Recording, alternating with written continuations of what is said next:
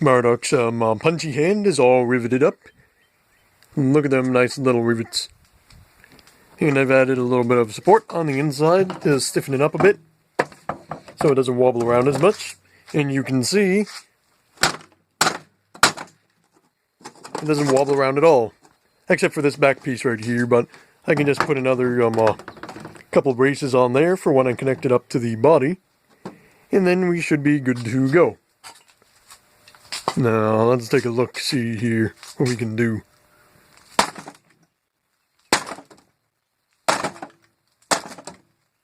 Oh, poor Judd McStud. Oh no. Oh no.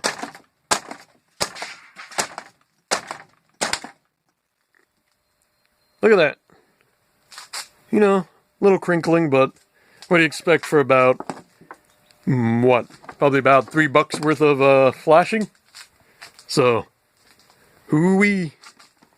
Next thing I just gotta do is mount it on the arm, and then we can have some fun. There we go. We got her fist on there, all nice and tight. And also got a little thumb, just for a little bit of some aesthetics.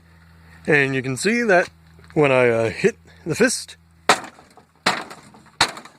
you know, it doesn't move around too much. It does have a little bit of a give going back in here, because it's only held on by 2 bolts, but it hits the rest of the frame of the arm and provides enough support to have a little bit of give, so it doesn't, you know, completely crumple, but enough to still give a bit of force for when I do the punching test. And look at that. I got Marduk's head back on. Isn't that great? And we're just going to take a step back for the full effect of having both hands with fingery type things. Her left arm seems a little longer than her right arm, but hey, no one's perfect. So, if you do enjoy my content, be sure to like and subscribe, and hey, if you know people who like giant robots, share it with them too.